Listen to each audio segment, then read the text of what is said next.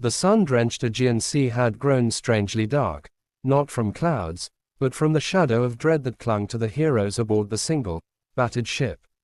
They were the remnant of the great fleet that sailed from Troy, and their captain, the resourceful Odysseus, knew that the hardest trial yet lay ahead. He stood at the stern, his face grim, recalling the chilling counsel of the sorceress Circe.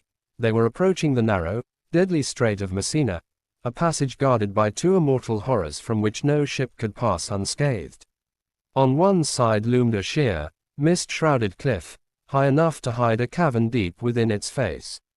This was the lair of Scylla. Once a beautiful nymph, she was transformed into a monstrosity, forever bound to the stone. She possessed 12 horrible, dangling feet and 6 long necks, each topped with a terrifying head. Her mouth was lined with triple rows of sharp, menacing teeth, and from her perch, she would wait, emitting a sound like the yelping of newborn puppies, a deceptive sound that belied her monstrous appetite. She was a creature of unavoidable fate. To pass too close was to guarantee the loss of 6 men, 1 for each ravenous mouth. Opposite her, separated by only a bowshot's distance, was the realm of Charybdis. Charybdis was the very essence of the sea's destructive hunger.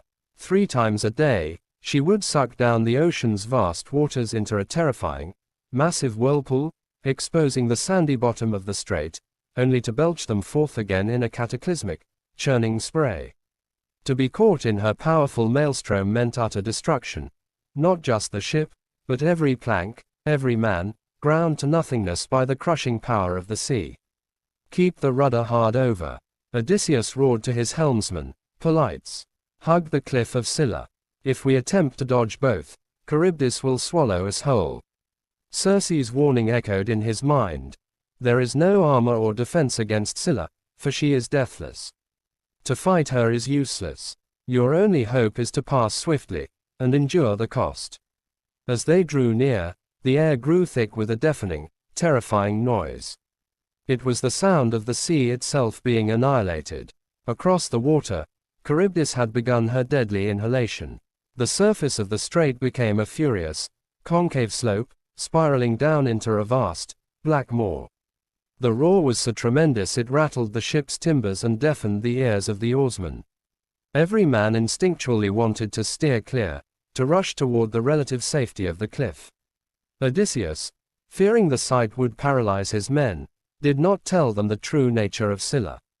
He only shouted encouragement, urging them to row harder than they ever had. He himself ignored Circe's warning for a brief moment of heroic folly, donning his armor and seizing 2 long spears, hoping against hope that he might somehow fend off the 6-headed horror. But even as he prepared, he knew the futility of the gesture, the cold calculation of the no-win choice.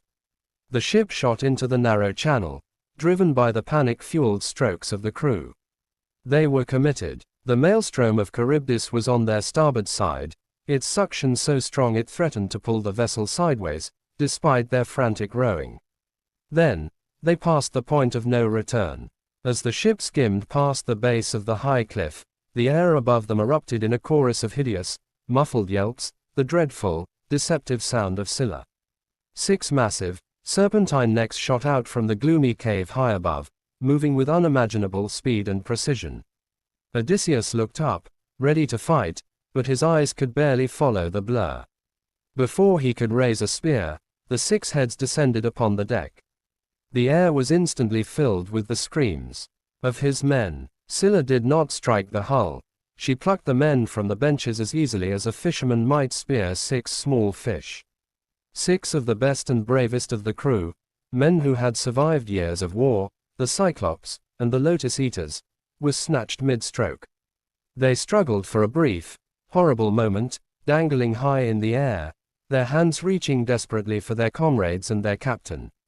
"Odysseus," they cried out, their last word a plea for a salvation that would never come. The captain watched in horrified helplessness as the men were dragged upwards, like fish on a line, and carried into the black crevice of the cave. He heard their sickening cries as they were devoured, still alive, by the triple rows of teeth. It was the most piteous sight he had witnessed on the entire, wretched voyage.